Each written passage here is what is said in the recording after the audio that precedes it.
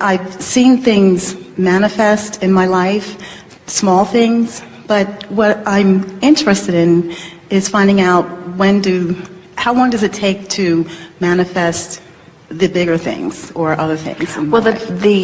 It is not longer or more difficult to create a castle than a button.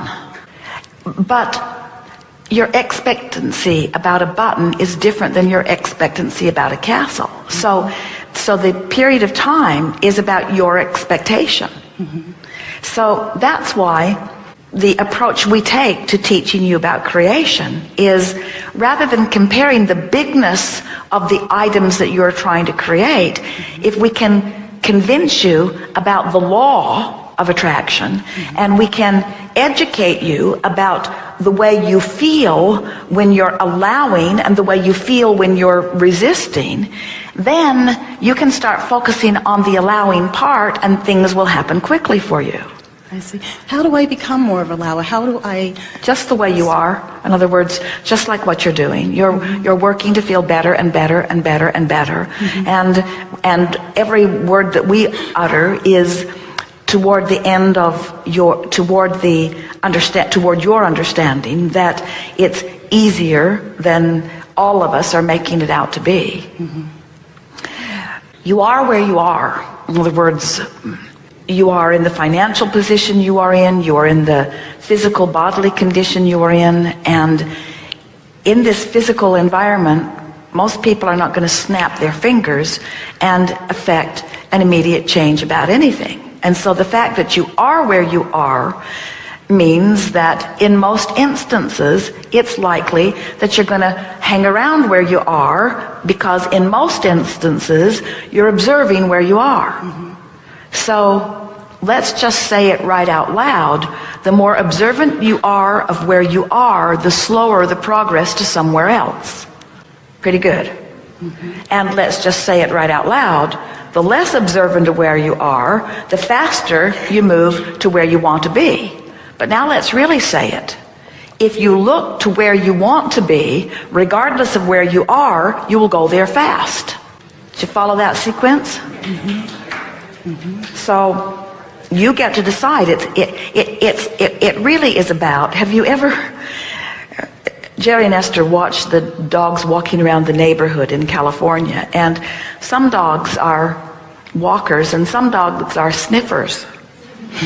And the sniffer dogs are really annoying to their owners who want them to walk, because they're always going the other direction. So they go that way ways, and then they go that way ways, and then they go that way ways, and then they go that way ways, and then they go over there, and then they go over there, and then they go over there.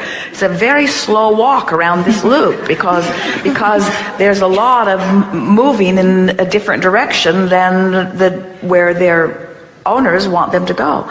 And it's sort of like that with a lot of people. You talk about what you want, but then you talk about what you don't want, and then you talk about where you're going, and then you talk about where you are, and then you talk about what you want, and then you talk about where you've been, and then you talk about how long you've been there and whose fault it is that you're still there, and then and so there's just a lot of unfocused stuff that just slows it all down. So when you ask, how long is it going to take me to get to where I want to be, what we're hearing in the question is, how long is it going to take me to clarify my vibration? How long is it going to take me to focus? And we say, that's completely up to you. But we will say, it gets easier and easier and easier, because law of attraction helps you stay in the direction that you last were. In other words, if you take the time as you are getting ready to go to sleep at night to bask just for a little bit, and it helps to sort of bring your thoughts in up close around you. Bask in the comfort of your bed, or focus upon the texture of your pillow, or focus upon the clarity of the air in your bedroom, or focus upon the comfort of your physical body. Bring your thoughts inward and bask. Well, if you go to sleep basking or appreciating, you've gone to sleep in the vortex. So two wonderful things happen. First, you sleep really well, because you've left your resistance behind, and into slumber you go, where there isn't any resistance anyway. The next thing that happens is you wake up in the vortex. You wake up in the vortex. We will give you a sequence of statements that we want you to just ponder. If you have bad dreams, you didn't go to sleep in the vortex. Because when you wake up, you see, when you slumber, you reemerge into non-physical. When you awaken, you reemerge back into physical. And you always rejoin consciousness where you left it.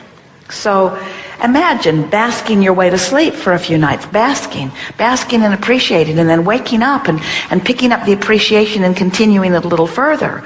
Something like that would really speed the progress between what you're asking for and what's already there, present tense, in your vortex, and what you've allowed. You close that gap very quickly under those conditions.